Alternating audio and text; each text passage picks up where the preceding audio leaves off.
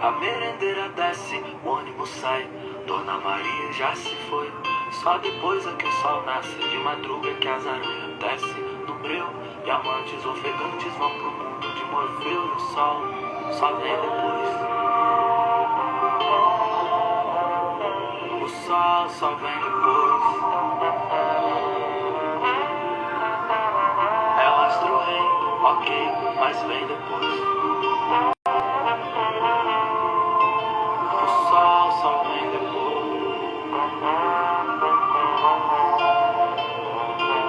Anunciado no latir dos cães, no cantar dos galos, na calma das mães. É isso aí, galera. Deixa eu enviar aqui a live pra rapaziada. Fala, Alain, boa noite. Gabriel. Leonel, e aí, Leonel, tudo bem? Boa noite. Essa música aqui de fundo é A Ordem Natural das Coisas do Emicida. Música pra gente ter esperança.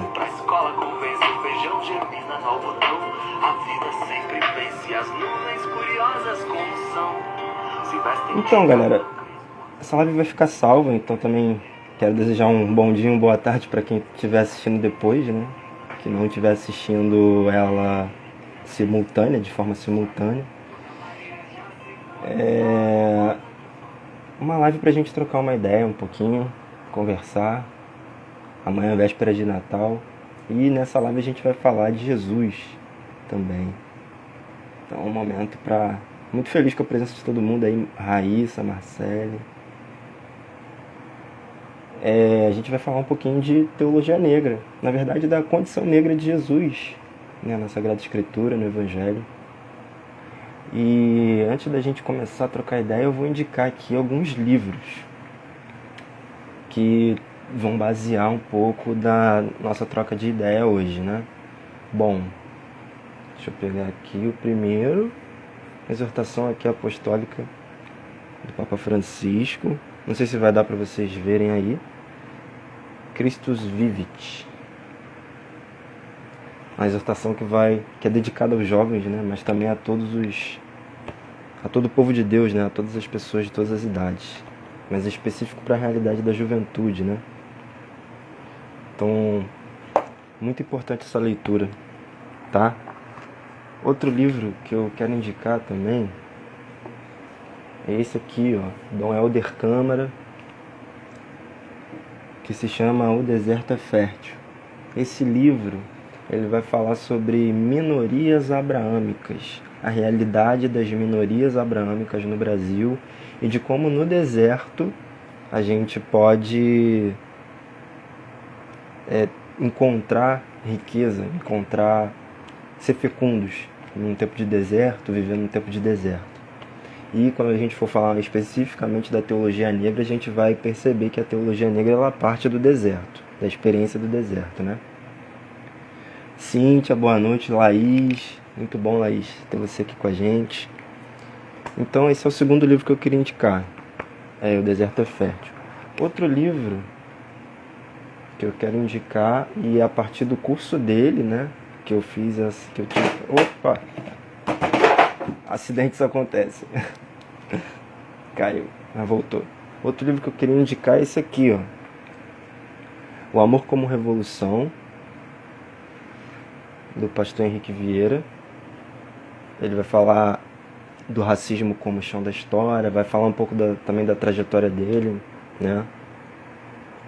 Vai falar um pouco de teologia negra também. É um livro muito bom, vale muito a pena. O Amor como Revolução. Deixa eu pegar aqui os que caíram. Aqui, ó, tem esse livro desse sociólogo. Acho que ele é sociólogo e historiador. E teólogo também. O Movimento de Jesus. Esse aqui é um pouquinho mais grosso, tá? Mas ele vai fazer... Gerd Theissen, acho que é assim que se fala.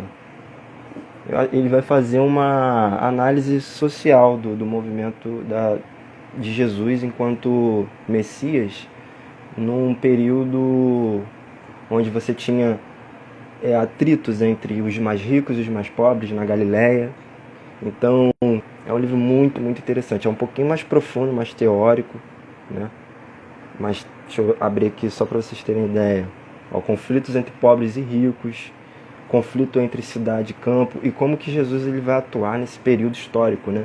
Sendo um líder, né? Ele fala do movimento de Jesus como um movimento itinerante e milenarista, que já é algo que na história a gente, antes de Jesus, né, já acontecia movimentos assim na história. E esse movimento de Jesus é mais um desses movimentos milenares e itinerantes. Então, super indico essa leitura. Ainda estou lendo, mas é um dos livros também que serve como base para a gente pensar da teologia, né? Aqui, ele é professor de teologia, Gerd Tyson. Ele também tem outro livro chamado Jesus Histórico. Interessante. Aqui agora os livros, esse aqui da Chimamanda, a escritora nigeriana, bem curtinho, bem pequenininho, né? O Perigo de uma História Única, que é um livro que vai falar sobre a realidade dela enquanto escritora na Nigéria e vai para os Estados Unidos, e como que as pessoas têm uma visão totalmente estereotipada, né, do africano, né? A gente vai falar um pouco também sobre isso, né? Como que a África foi demonizada, como a imagem da África se tornou uma imagem única. E aqui ela vai dizer sobre isso, né? Sobre o perigo de se contar uma história única sobre o negro, sobre a África, sobre os oprimidos, né? Então, super interessante essa leitura.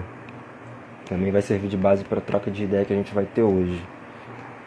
Outro livro, e esse aqui é especial, porque é o livro que vai nortear toda a nossa conversa. É o Teologia Negra, do Ronilson Pacheco. É o prefácio do Silvio Almeida. Esse livro é ótimo. Esse livro fala sobre o contexto, como a teologia negra surge, sobre as fontes às quais a teologia negra trabalha. O Ronilson está fazendo doutorado nos Estados Unidos, é formado em teologia, fez mestrado na PUC. Não sei se é mestrado que ele está fazendo ou se é o doutorado nos Estados Unidos, agora não tenho certeza. Mas é um livro fundamental para esse debate de teologia negra que tem cada vez ficado mais em evidência aqui no Brasil. E é um dos livros que eu vou utilizar aqui para a gente conversar. Enfim, então são indicações. Depois eu posso, se alguém quiser, perdi a indicação do livro, pode repetir, eu pego aqui. São livros que vão embasar essa conversa de hoje. Então, eu quero agradecer já a presença de vocês, para a gente começar essa reflexão, né, sobre o porquê de uma teologia negra. A gente precisa voltar um pouquinho para falar e discutir sobre os conceitos de raça e de racismo, né? E para pensar em como que isso se aplica aqui no Brasil, eu me recordo de um quadro chamado Redenção de Cã. Esse quadro ele é pintado por um espanhol chamado Modesto Brocos. Deixa eu só conferir.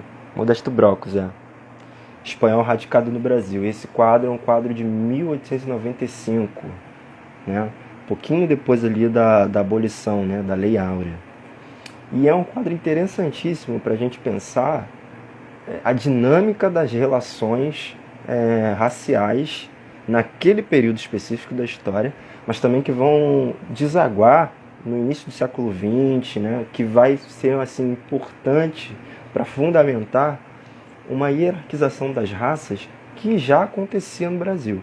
Então fica aí para dever de casa, depois da live, você procurar esse quadro, A Redenção de Cã.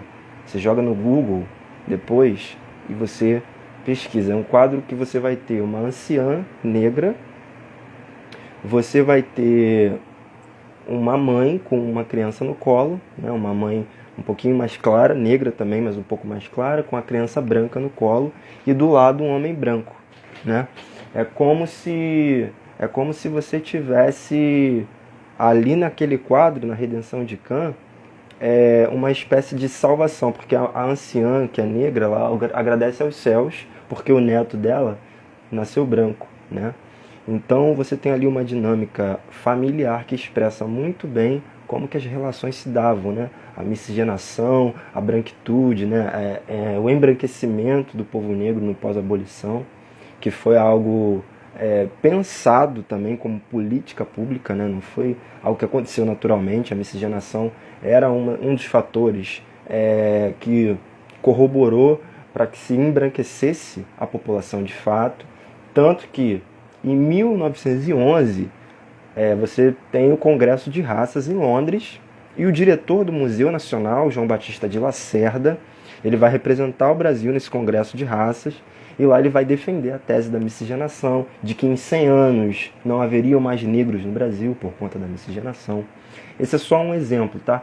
Toda não, né? Mas parte da intelectualidade brasileira, médicos, né, vão implantar as ideias do racismo científico, do darwinismo social, da eugenia, ali no início do século XX, e essas ideias elas vão estar ali circulando na sociedade brasileira entre o final do século XIX e início do século XX, porque a raça no Brasil sempre foi uma questão. A raça ela sempre foi hierarquizada, né? Desde a fundação do Brasil. O racismo ele surge no Brasil e fundamenta a história do Brasil. Isso é inegável. E essa hierarquização das raças ela vai começar ali na Idade Moderna, né? A partir da colonização acontecendo ali nos primeiros países africanos, a colonização portuguesa, né, onde você vai ter uma percepção diferente de cultura, de costumes, e você vai ter uma mudança também de paradigma científico do homem enquanto centro de todas as coisas. Antes Deus, né, era o centro, né, o teocentrismo, né, Deus como centro, e depois com a revolução das ciências, com o avanço da tecnologia, né, você vai ter o homem como centro, né, o iluminismo sendo uma corrente de pensamento político e filosófico super em evidência, né, ali no século XVII, século XVIII, o homem vai se tornar então o centro e a medida de todas as coisas. Mas a gente precisa pensar, que homem é esse? Será que é o homem do continente africano? Não, é o homem do continente europeu, o homem branco, hétero principalmente. Então essa concepção de homem ela vai se reverberar como a ideia de um homem que é um homem civilizado, né? Que é um homem das letras, que escreve, que lê. E aí se a gente for parar para olhar o continente africano, né? A maioria das tribos parte de uma cultura da oralidade, não de uma cultura letrada. Então através dessa percepção, né, do olhar e enxergar o outro, o homem europeu ele vai institucionalizar uma hierarquia de raças. E isso vai ser aplicado na colonização, né, no domínio de territórios, no domínio de corpos. Isso não só com os negros, mas principalmente com os indígenas, né, também. Então a África, o continente africano, ele vai ser totalmente demonizado, né? A cultura, os costumes, as religiões vão ser totalmente demonizadas. Os africanos vão ser vistos como pagãos. E dentro da teologia, né, a ideia, por que o nome do quadro, voltando lá no quadro, por que o nome do quadro é Redenção de Cã? Cã, na Bíblia, Cã é filho de Noé. E Cã vai ser amaldiçoado por Noé, né? Cã, ele segundo a leitura lá na Sagrada Escritura, Cã, ele meio que descumpre uma ordem de Noé, e aí Noé, enquanto pai, amaldiçoa Cã. E diz que toda a descendência de Cã vai ser uma descendência escrava, uma descendência que vai viver no sofrimento, na dor, né? Eu posso até daqui a pouco recuperar aqui em qual trecho da Bíblia está essa passagem. E aí a teologia vigente na época, né, vai adotar o povo negro africano, do continente africano, como os descendentes de Cã. E isso vai reverberar principalmente pelos colonizadores, os países colonizadores, né? Então, assim, Se são africanos, são descendentes de Cã. Se são descendentes de Cã, estão condicionados à morte, estão condicionados ao pecado, à deteriorização, à degeneração, à promiscuidade, né? Se são descendentes de Cã, não há outra forma de ser um povo que vai conseguir ter uma redenção, ser salvo, né? Vai ter que... Por isso que a escravidão ela acaba também sendo justificável, partindo dessa ideia, né? Uma outra coisa que eu lembrei aqui, até abri o documento, existe uma bula chamada Dum Diversas, né? Uma bula publicada pela Igreja Católica em 1452 pelo Papa Nicolau. E essa bula ela é um documento que vai dizer lá, aqui, com a autoridade apostólica, onde houver principados, reinos, ducados e outras propriedades, pode-se reduzir as pessoas a perpétua escravidão e apropriar e converter em seu uso e proveito e de seus sucessores, os reis de Portugal, em perpétuo os supramencionados reinos, ducados, condados, principados e propriedades e possessões de bens e bens semelhantes. Nome da bula, Bula Dum Diversas.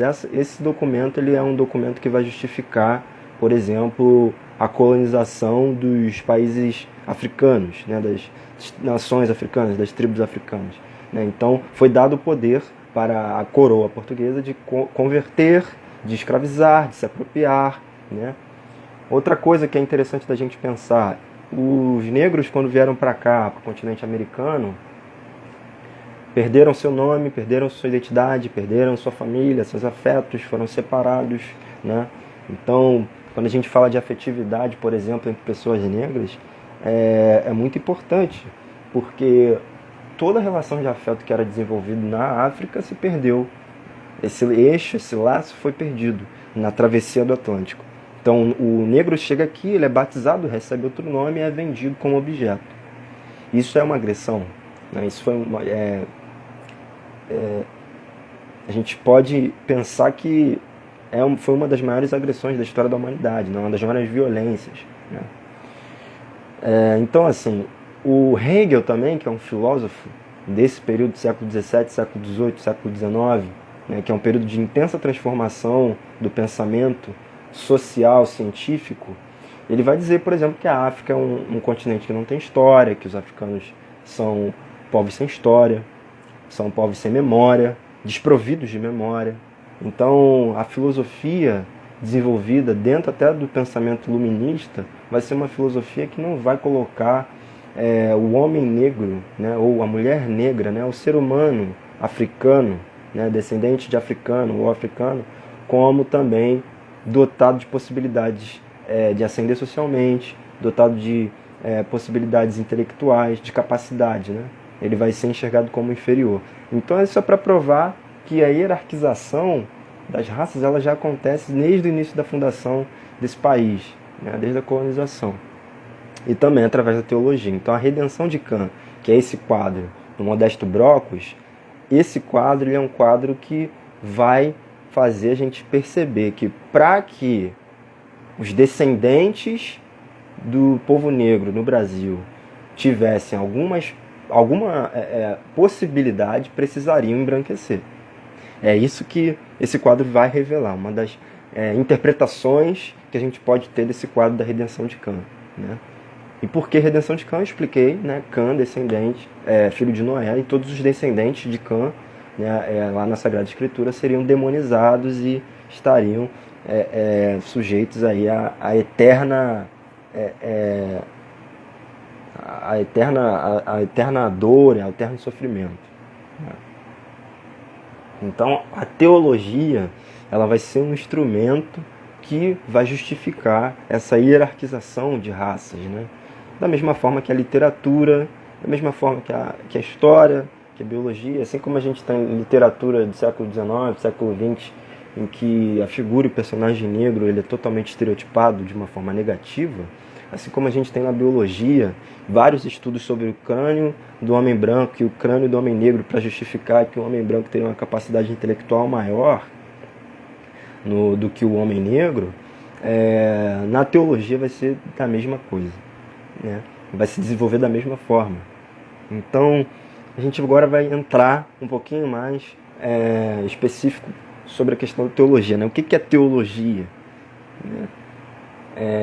Teologia vai ser um discurso sobre Deus. A teologia ela é sempre um discurso, né? E aí eu vou pegar aqui o Ronilson Pacheco para ajudar a gente a pensar. Gente, Teologia Negra, um sopro antirracista do espírito. Livro importantíssimo para a gente pensar sobre esse movimento que é preciso que a gente questione e reflita, né? Aqui ele vai dizer: não considero a teologia como dada e resolvida. Considero os diversos discursos teológicos não como teologias do genitivo, mas sim como discursos teológicos. Sendo assim, não é uma teologia universal e outras teologias menores, onde negros, mulheres, indígenas, gays ou lésbicas, ou a ecologia e o trabalho fossem apenas assuntos específicos. O que quero dizer é que é entendido como uma teologia universal. O que é entendido como uma teologia universal é um discurso teológico como todos os outros. Então, o que é teologia? Teologia é um discurso sobre Deus. O que a gente pensa como teologia universal, teologia hegemônica, é um dos discursos, né? É um dos pontos de vista, né? Todo ponto de vista parte de tem um ponto de partida, né? Então é um dos pontos de se entender, de se falar sobre, de se pensar sobre Deus. Então, isso é a teologia, né? É um discurso sobre Deus, é um estudo, um discurso sobre Deus. E o que é a teologia negra? Para a gente parar, aprofundar agora no tema da live, né? A teologia negra é uma teologia que vai partir da experiência negra na história, para entender como Deus pode se relacionar com o povo negro e como a gente pode pensar num Jesus negro. E eu vou chegar lá, nessa ideia do Jesus negro, que é uma ideia que é muito polêmica, né? Eu vou voltar aqui no Ronilson Pacheco para a gente entender um pouquinho mais sobre a questão da teologia negra. Teologia negra, então, como eu falei, é uma teologia que vai partir, é um discurso sobre Deus que vai partir da experiência negra na história, né? Que foi uma experiência diferente, como eu falei lá no início, uma experiência de colonização de um povo que sofreu através da escravidão e que sai do seu território de origem, parte para outro lugar, e é feito todo um esforço para se descolar, né, da sua experiência em África. Então a teologia negra ela vai partir dessa experiência. Aí o Ronilson Pacheco ele vai trazer um historiador chamado Achille Mbembe. E vamos lá, vou citar aqui a citação da citação, né? O que ele coloca aqui do Achille Mbembe, né? O Achille Mbembe vai dizer que existe um processo que reconfigura o mundo, né? Esse processo que reconfigura o mundo é justamente a questão da colonização. E aí ele vai dizer aqui, né? O Achille Mbembe, o extermínio de povos inteiros, né? Uma das primeiras questões que estão dentro desse processo que reconfigura o mundo, né? A primeira, o extermínio dos povos inteiros, nomeadamente nas Américas, né? A segunda, a deportação em condições desumanas de carregamentos de milhões de negros para o Novo Mundo. E a terceira é a conquista e a anexação e a ocupação de um sem fim de terras. Então, quais são os três processos que vão reconfigurar o mundo da colonização para cá? O extermínio de povos, segundo Achille Mbembe, a deportação em condições humanas de milhões de negros de um continente para o outro, no Atlântico, e a conquista e a ocupação de diversas terras, né, desconhecidas da Europa. Esse processo vai modelar e vai tornar a Idade Moderna e a pós-modernidade, né, o que a gente vive hoje, como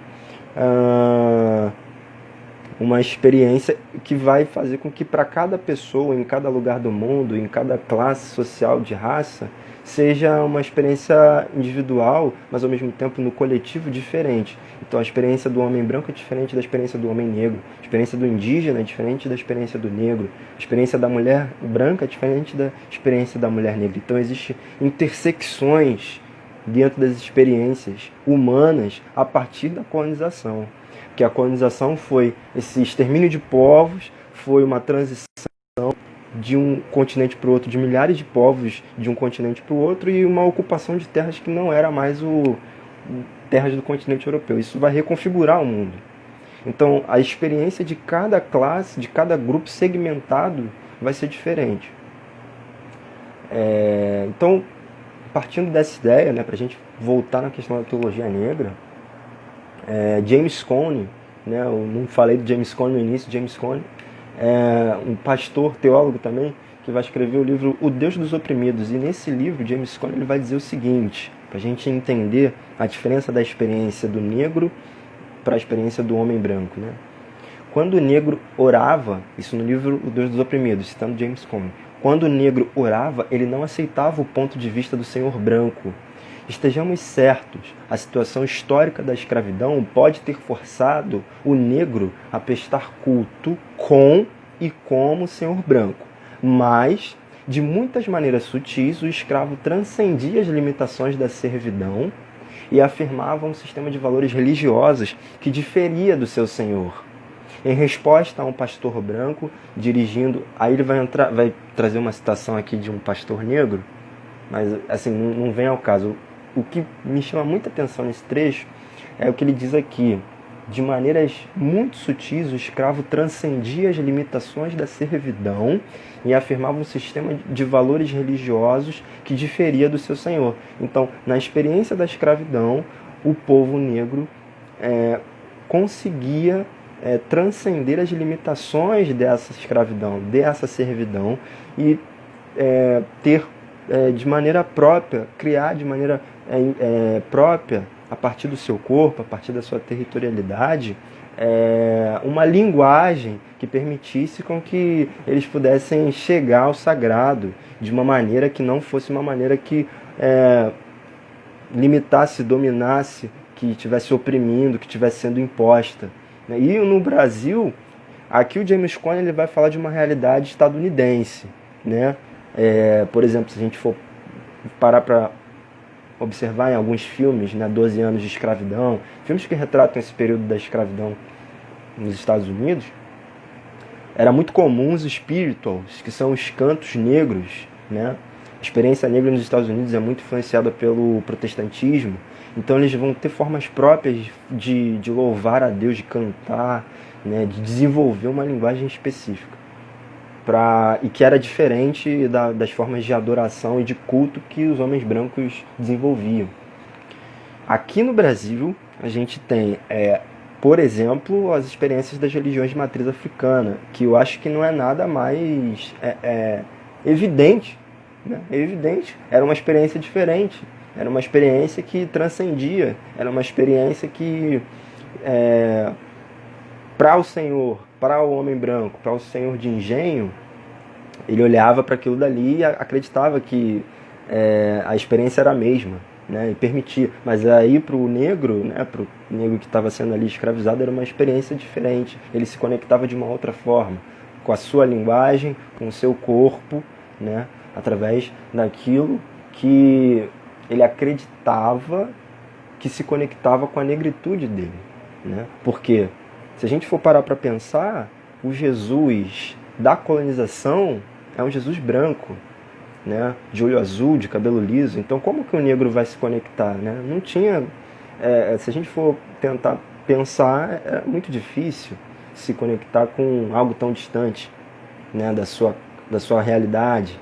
Então, esses processos eles vão começar juntamente com a questão da colonização, mas no período da escravidão já, né? São processos diferentes, são linguagens que vão ser desenvolvidas de forma diferente.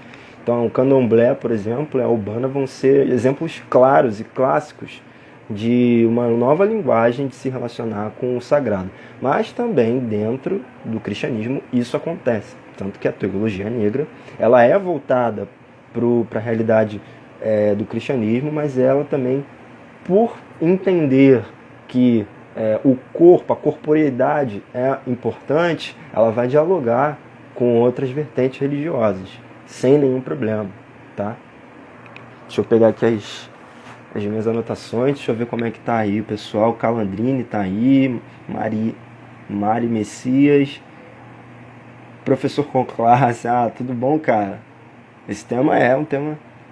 André tá aí, Lindalva Cabral, Bruno, Marcelo, pô, muita gente bacana. Então a teologia negra, opa, se a câmera cair, gente, porque a mesa tá em falso. Deixa eu tentar ajeitar aqui.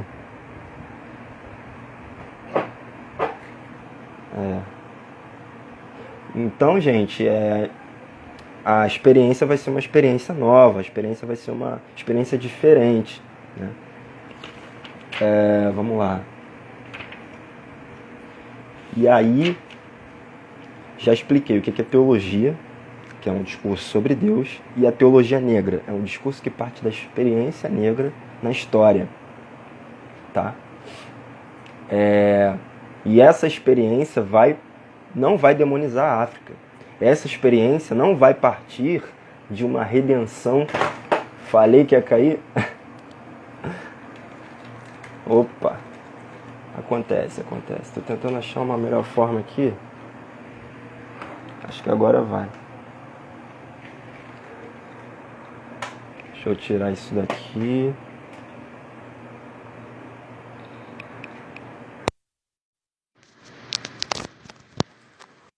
Opa!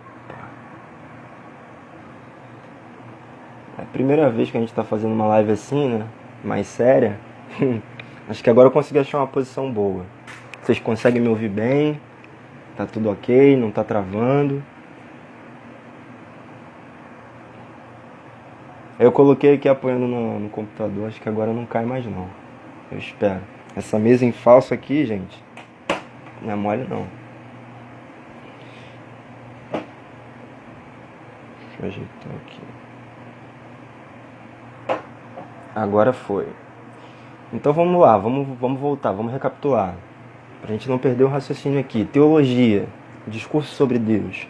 Teologia negra, experiência do povo negro, experiência que retoma a África como ponto de partida, e não como uma demonização, e não como uma África que não há condições do negro se redimir e ser salvo, porque ele é degenerado, porque ele é de uma raça inferior.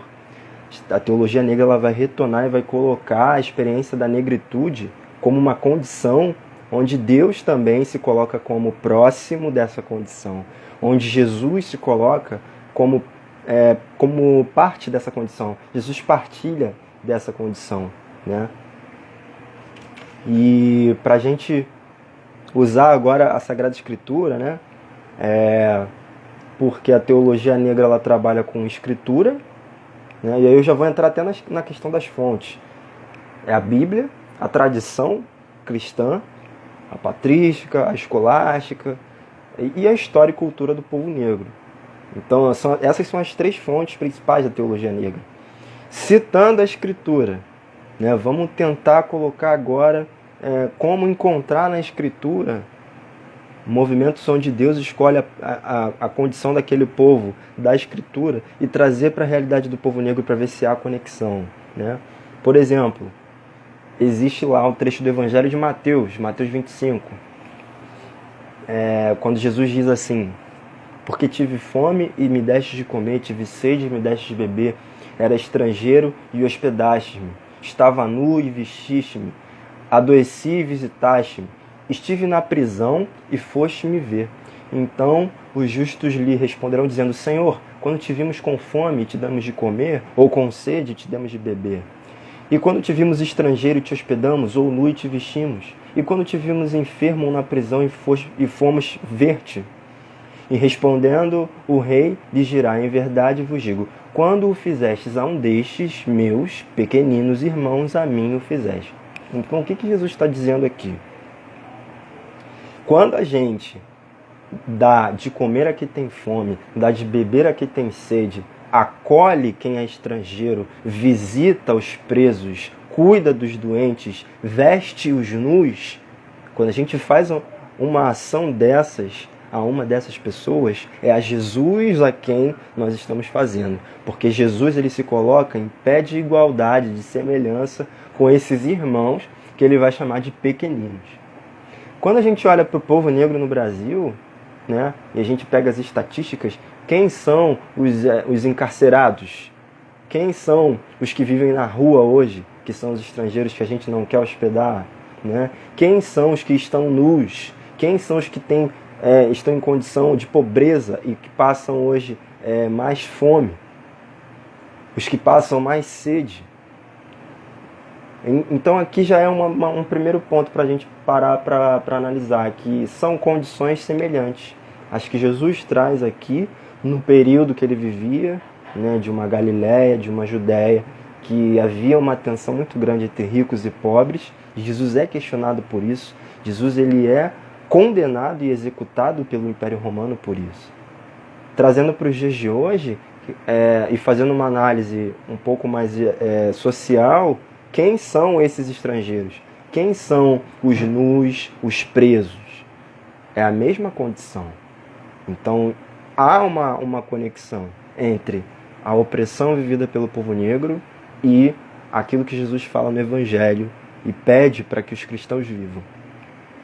Essa é a experiência que a teologia negra quer resgatar. Eu trouxe um trecho do Novo Testamento, mas existem trechos do Antigo Testamento também que a gente pode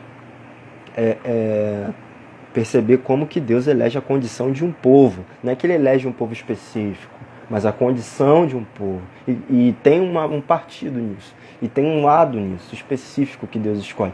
Principalmente se a gente for pensar agora no Natal, a condição que Deus escolhe para se fazer carne, corpo e vir salvar a humanidade. É uma condição de pobreza, né? Filho do carpinteiro. E por isso ele é até subalternizado, era uma condição subalternizada. Ele não poderia vir em uma outra condição, de rei, né? Mas não, Deus escolhe uma condição de se fazer pequeno, né? De pobre, para poder mostrar qual era o propósito de humanização e qual era a ideia de salvação, né? Que era uma ideia que incluía muito mais do que excluía. E se a gente for olhar a colonização muito mais exclui do que inclui, né? O colonialismo e a branquitude muito mais excluem do que incluem. Então,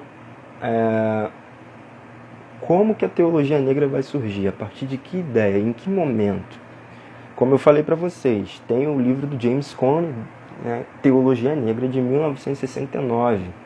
Mas antes de 1969, James Cone, lá nos Estados Unidos, haviam movimentos rolando na África, dos padres católicos na África, questionando o Vaticano. Em 1956, se não me engano, poxa, como que nós vamos falar de um Jesus para as pessoas daqui? Quem é Jesus para o meu povo? Isso já começava a ser questionado na África. E aí, na década de 60, movimento dos Panteras Negras, movimento Black Power, surgimento de líderes importantes como Malcolm X, Martin Luther King, entre outros, vão fazer com que haja uma efervescência de intelectuais negros, de professores universitários que vão começar a escrever, a teorizar a experiência negra, que é uma experiência diferente por conta da colonização, e buscar, através dessa teorização, reivindicar direitos que não tinham e que eram negados por conta do racismo, já que essa hierarquização das raças acontece desde a colonização. Então, vem o James Cone, vem depois, na década de 70, Angela Davis, Bell Hooks, uma série de intelectuais nos Estados Unidos, né? que vão reverberar. E aí o James Cone, a Teologia Negra, 1969, é considerado esse marco do surgimento dessa corrente teológica, né? Nesse mesmo período, a gente também vai ter outros tipos de teologia, principalmente na América Latina, sendo desenvolvidos, como a teologia da libertação, né, que vai ser uma teologia também que fundamenta como base a teologia negra, né? Mas elas surgem no mesmo período, década de 60 e década de 70, tá?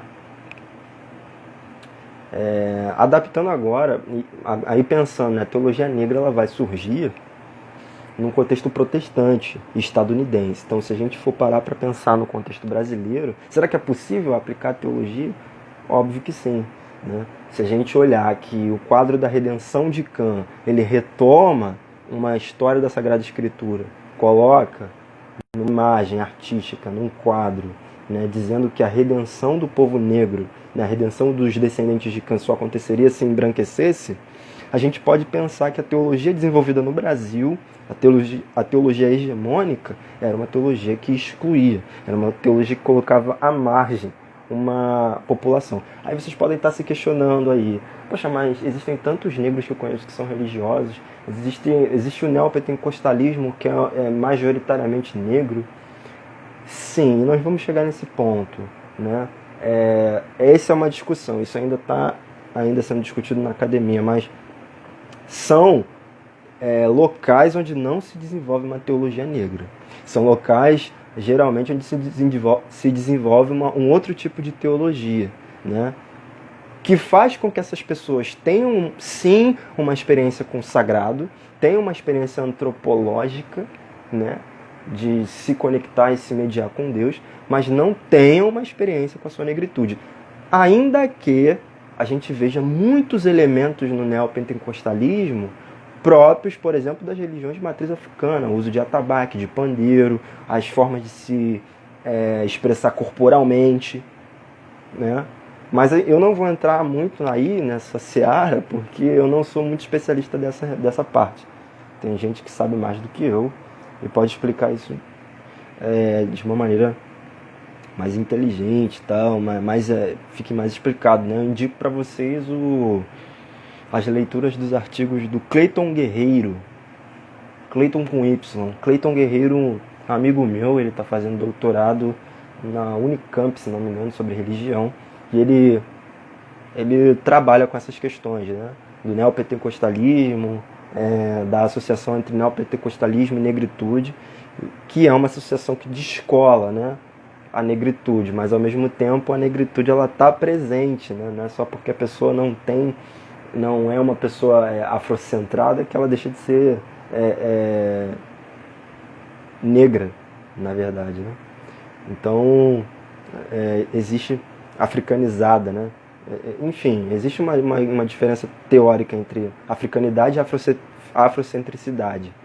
E dentro dessas igrejas existe essa divisão, né, de uma teologia que não é afrocêntrica, mas que por ser uma igreja com uma quantidade muito grande de pessoas negras, é uma igreja que tem uma africanidade ali presente, sendo desenvolvida. Mas caminhando, porque o nosso tempo é curto, a gente já está chegando quase no fim.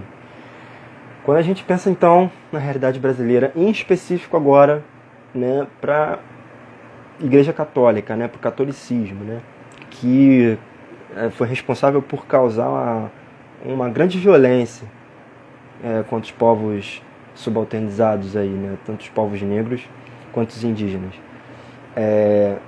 A gente precisa repensar quem é Jesus para o meu povo. Se a teologia desenvolvida dentro da Igreja Católica em cada região é uma teologia que respeita um Jesus que seja conectado com a negritude, né? Porque a gente sabe que a colonização, a Igreja Católica foi a religião oficial do Brasil no período da colonização, e o Jesus que era colocado para ser adorado, as imagens, os santos, são todos europeus e brancos, que atendiam um propósito, né? E como que a gente pode repensar essa estrutura hoje? De que maneiras e de que formas, né? Então eu volto na pergunta: quem é Jesus para o meu povo? Quem é Jesus para o povo negro da Igreja Católica? Não se trata aqui de um questionamento luterano, de se Jesus é um Jesus que está presente ou não na Eucaristia. Não é isso. Mas é pensar que se Jesus estava ou não estava no corpo do escravizado, se Jesus está ou não está no corpo de uma pessoa que teve seus ancestrais escravizados, se Jesus está ou não está no corpo negro, né? Se nós somos imagem e semelhança, nós somos sujeitos históricos também. E temos que colocar nossa historicidade dentro dessa via de salvação, porque dentro da realidade cristã, nós estamos vivendo um período da história da segunda vinda de Jesus, esperando, aguardando o retorno de Jesus, né? Nós estamos peregrinando, aguardando a vinda de Jesus num tempo histórico pós-moderno. Então a nossa experiência é uma experiência que é atacada e é violentada nos nossos corpos pelo racismo. Então a gente precisa entender que se não houver uma conexão, se a gente não buscar entender quem nós somos e o que nós realmente sofremos e por que sofremos, dificilmente nós vamos conseguir desenvolver de maneira legítima e de maneira pensante, né, e de maneira livre uma conexão com Jesus. Uma conexão com Jesus que proclama, que prega a liberdade acima de tudo. Então, é preciso que a gente questione esses padrões de aprisionamento religioso, esses padrões de imposição, de dominação, né, que acaba afastando, que a gente acaba não se identificando. Não dá pra gente estar num lugar que a gente não se identifica. É preciso a gente ter alguma especificidade, alguma identidade. Então a teologia negra, ela é um elemento que vem recuperar essa identidade negra, colocar a identidade negra no centro e a partir disso fazer com que a gente se conecte com Jesus, que também se coloca na mesma condição, né? E aí quando a gente vai falar de Jesus negro, né, a gente sempre é muito refutado, né? Como se fosse algo... o movimento negro ele quer afirmar que Jesus é negro, né? Mas na verdade não é isso, né? Quando a gente fala de um Jesus negro, a gente fala não de uma necessidade de ter um Jesus negro, tá? É importante, mas na verdade falar de um Jesus que realmente é negro porque parte de uma vida que sofreu opressões, que sofreu tantas opressões quanto o povo negro na modernidade, né? Jesus era judeu, né? E isso já tornava ele um homem em um lugar de opressão, né? Então, existe uma conexão entre a opressão sofrida por Jesus, a opressão sofrida por ser judeu, a opressão judaica e a opressão étnico-racial, a opressão que o povo negro sofre hoje. Existe uma conexão, existe uma relação aí. E é esse o ponto central que a teologia negra vai reivindicar, né? Vamos lá.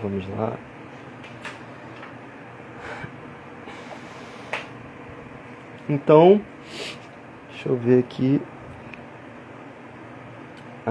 Aqui, uma das coisas que eu vim anotando, né, enquanto preparava a live. A experiência da negritude, ela vai além de um propósito político, mas ela reafirma uma conexão entre a vida de Jesus e a experiência do povo negro na América Latina, na África e nos Estados Unidos.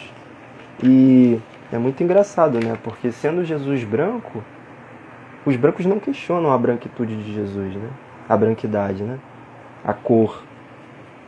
Mas se a gente coloca um Jesus negro, a gente é questionado por isso, né? É questionado como se fosse um propósito político, ideológico, de manipulação da sociedade, em querer acreditar que Jesus era negro. E aí a gente acaba descolando o debate, né? E acaba sendo um debate sobre cor, que na verdade é também, mas é um debate muito mais profundo do que isso, né? É um debate sobre experiências históricas no tempo que a gente vive, né?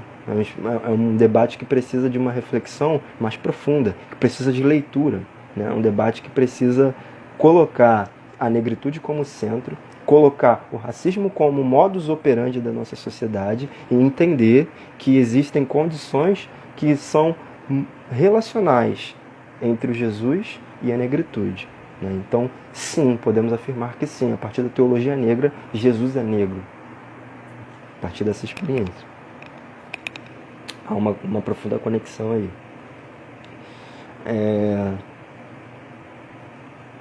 Quando a gente também fala que Jesus é negro, né, a gente também afirma a historicidade de Jesus enquanto um homem dentro de um tempo histórico, né, um homem que não está descolado da sua história. Jesus ele só pode ser o que ele é hoje porque ele foi, e porque ele foi, ele é e ele será. Então, não há, dentro dessa perspectiva, como descolar Jesus e sua história, e sua condição, e como ele veio ao mundo, né? Então, esse é um outro ponto também que é preciso considerar quando a gente pensa na teologia negra. Vamos ver aqui o que Ronilson Pacheco contribui aqui para a gente continuar o debate. Alguma pergunta também, galera? Vou abrir aí. Se alguém tiver perguntas, se eu puder responder com todo prazer, tá?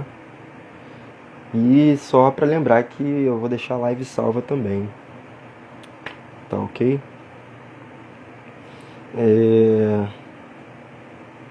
Bom, acho que é basicamente isso, né? Falei um pouco do contexto, né? A teologia surge lá nos Estados Unidos, teologia negra. E quais as fontes dela, né? Sagrada Escritura,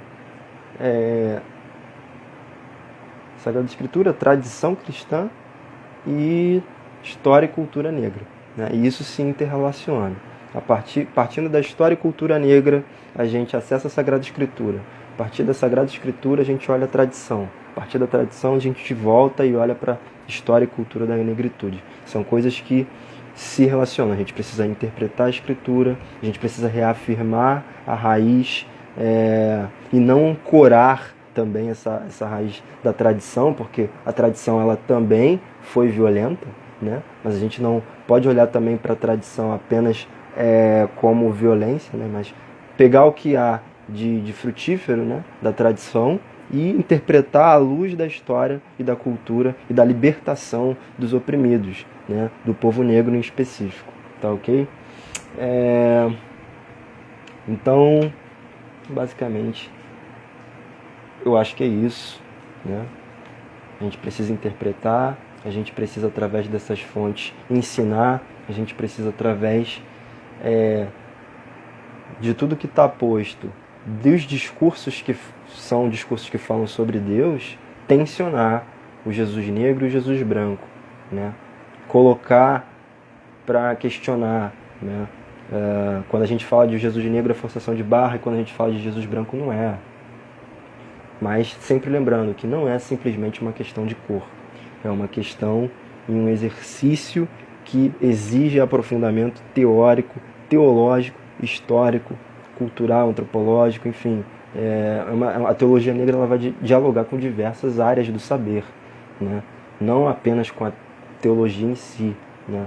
Mas principalmente com a história, com a sociologia, né? Vai colocar o Jesus histórico como um elemento que vai nos fazer entender e nos conectar com ele, enquanto povos, enquanto homens e mulheres negras em diáspora.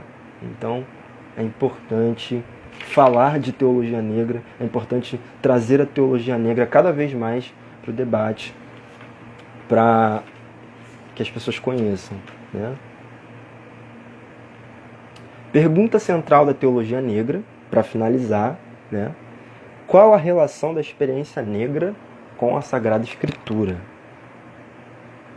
Qual a relação da experiência negra com a Sagrada Escritura? Qual a relação de um povo que sofreu através da escravidão, que sofre hoje opressão através do racismo, com a Sagrada Escritura? Com os povos que buscavam a liberdade e a terra prometida, com as pessoas e em momentos que Jesus encontrava com pessoas que eram oprimidas por sua condição de vida. Será que existe relação entre a experiência negra e a Sagrada Escritura? Essa é uma pergunta central que vai fundamentar, que vai basear a teologia negra. E a gente é chamado a responder isso, né? Dentro do nosso tempo histórico, que sempre coloca a opressão, oprimidos e opressores em luta, né? Bom, acho que tem uma pergunta aqui.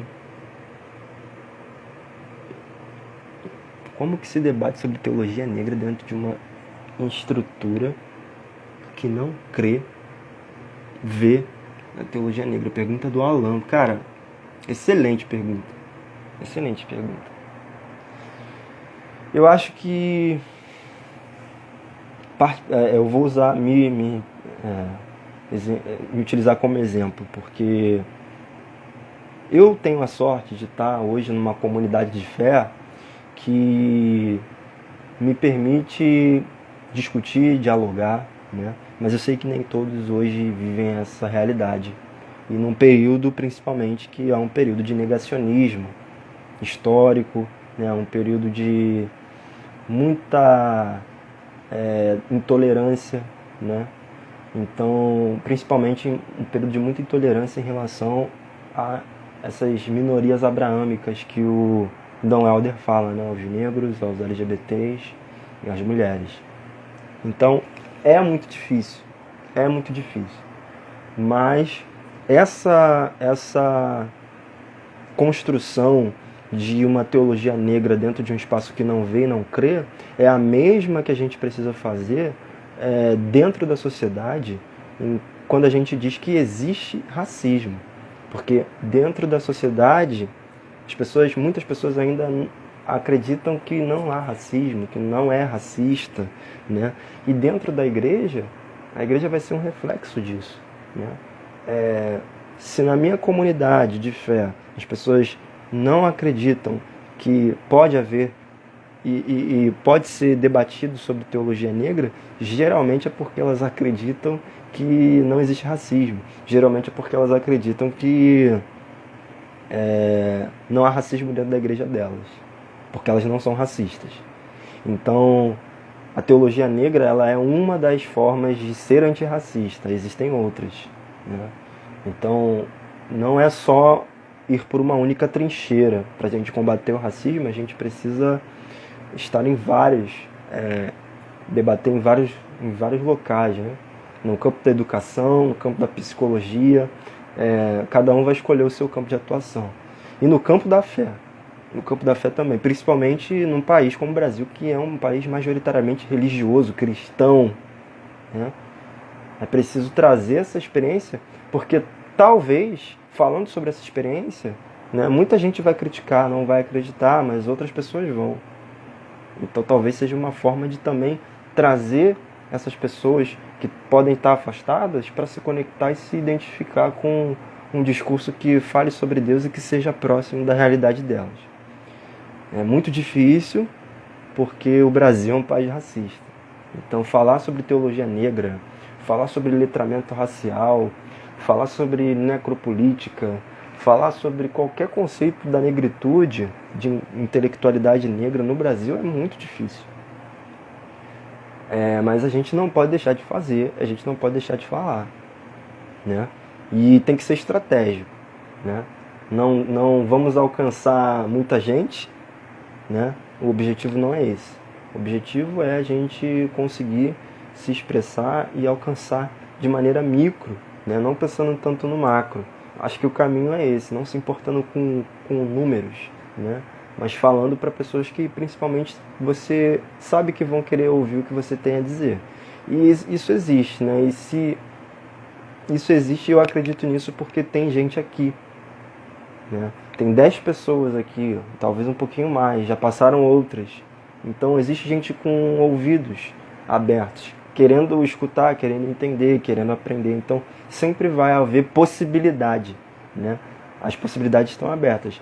Portas podem estar fechadas, mas outras vão se abrir. Então eu acho que falar de teologia negra dentro da igreja é difícil, mas não é impossível. Na igreja católica, falando aqui especificamente da Arquidiocese do Rio de Janeiro, a gente tem a Pastoral Afro-Brasileira, que vem fazendo um trabalho, mas é um trabalho de formiguinha, mas vem fazendo um trabalho belíssimo. Ainda não é implantado em muitas paróquias, né? Mas são poucas as paróquias que têm a Pastoral Afro-Brasileira, mas é também por uma questão de visibilidade, uma questão do racismo estrutural, que não permite que líderes negros também ascendam dentro da estrutura, né? Eu não posso afirmar, mas a gente pode comparar quantos padres negros existem, quantos padres brancos existem, quantos líderes de cargos em pastoral são negros e brancos, quantas pessoas negras estão dentro dos conselhos pastorais das comunidades. Existe uma série de coisas que a gente tem que problematizar. E a partir da problematização, alguém vai olhar para isso. Alguém vai olhar, vai enxergar, vai compreender, vai entender, outros não. Muitos não. E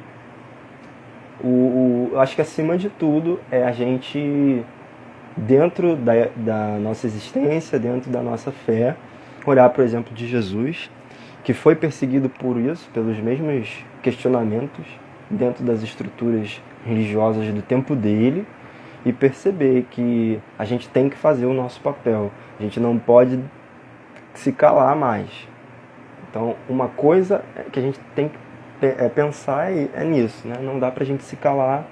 A gente precisa começar a pensar, a gente precisa começar a dizer o que a gente pensa, a gente precisa começar a questionar, a trazer pro diálogo, a trazer pro debate um Jesus que se conecta com a mesma experiência que a nossa, né? E a partir disso, acreditar nesse realismo esperançoso que o Ariano Suassuna diz, né?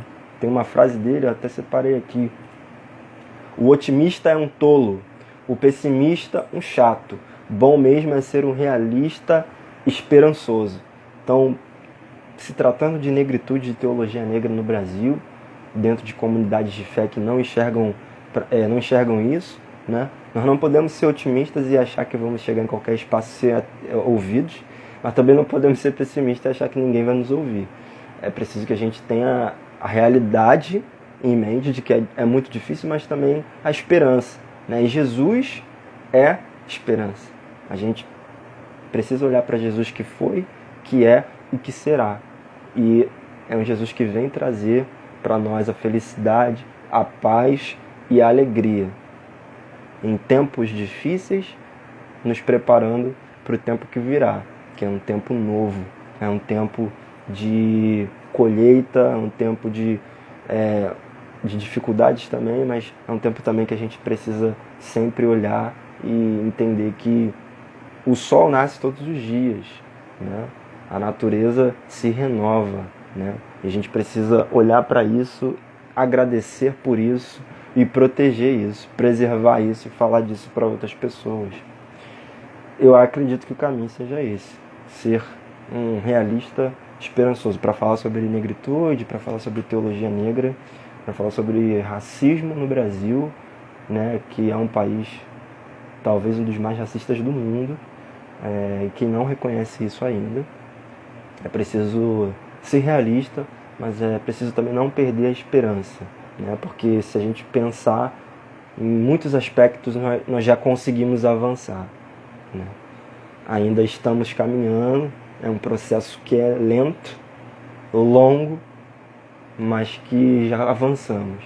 Já estamos aqui falando sobre teologia negra, e que venham mais pessoas, e mais pessoas, e mais pessoas que possam construir um pensamento decolonial, uma teologia decolonial, uma teologia negra, uma teologia que coloque Jesus como libertador das opressões do nosso povo.